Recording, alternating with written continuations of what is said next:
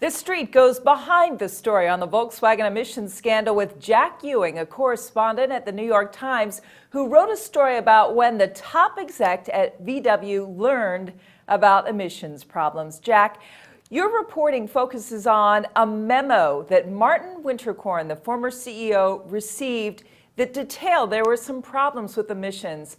What's shocking about this memo in terms of the timing? Well, one of the big questions is, when did the top management of Volkswagen learn that there was illegal activity going on, that Volkswagen was illegally cheating on emissions tests? And Winterkorn, the chief executive, had said he didn't learn until September last year. This memo was written in May 2014, so well over a year before that. What Volkswagen said yesterday was that, yes, there was a memo to Winterkorn talking about this problem, but they weren't even sure that he had read it. So, I've seen this memo. I've written about it previously. You could question that version of events because, first of all, it was written by somebody who was personally close to Winterkorn, one of his troubleshooters, a fellow named Gottweiss. And the memo is also worded in pretty strong terms as if it was supposed to get attention. So, to believe the company's version of events, you have to think that Winterkorn got this memo from somebody who was close, who took it home over the weekend but never got around to looking at it. Which is a bit of a stretch when you think about it, because you would think somebody would have asked him maybe if he read it. But to your point, we don't really know what happened. But had he read the memo and acted on it, would it be an entirely different story for Volkswagen today? Yeah, I think so. I think part of the reason they're having such a big problem now is that they delayed from the perception of the regulators, and they've said this publicly.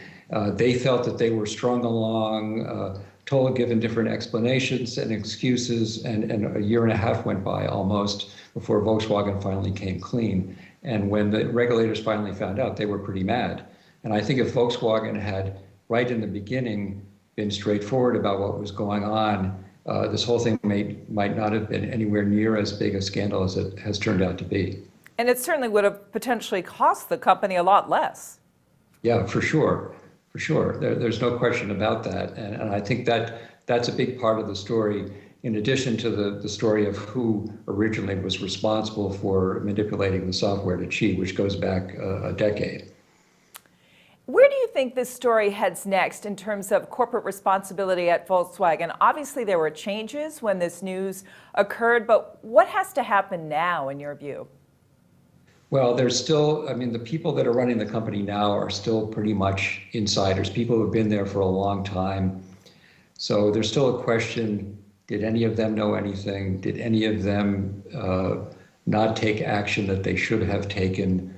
For example, the chief financial officer, a guy named Hutch, has since become chairman of the supervisory board, which is the oversight committee for management. Did he know anything? And I think that's a question that's going to come up.